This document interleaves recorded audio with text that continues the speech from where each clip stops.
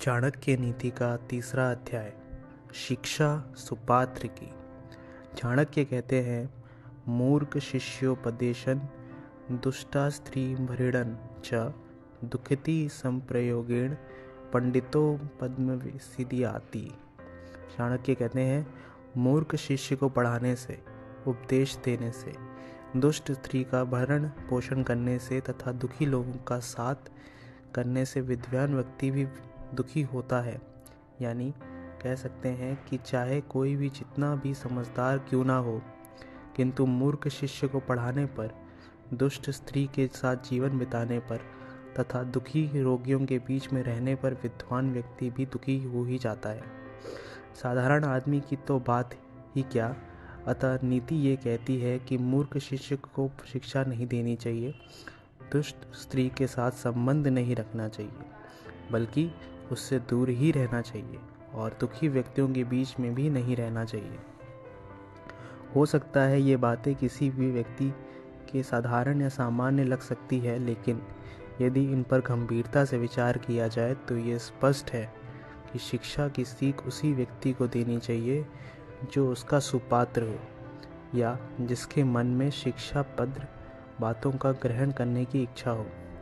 आप जानते हैं कि एक बार वर्षा से भीगते बंदर को क्या चिड़िया ने घोंसला बनाने की शिक्षा दी, लेकिन बंदर उसकी इस सीख के योग्य नहीं था।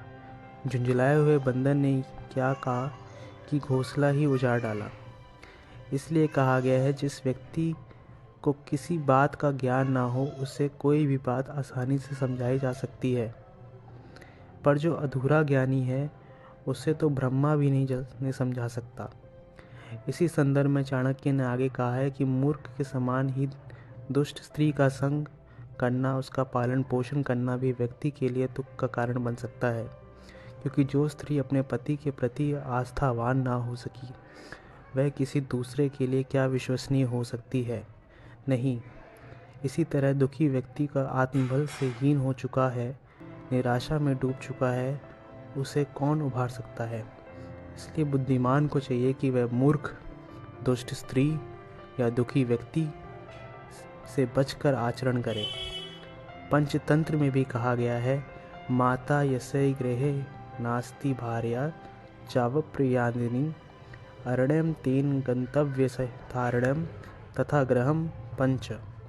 अर्थात जिसके घर में माता ना हो और स्त्री व्यभिचारिणी ना हो, उसे वन में चले जाना चाहिए, क्योंकि उसके लिए घर और वन दोनों समान ही हैं। दुखी का पालन भी स्नातपार्क भी होता है।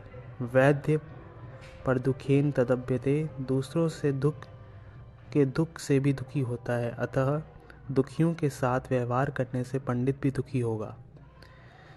तीसरा अध्याय समाप्त। धन्यवाद।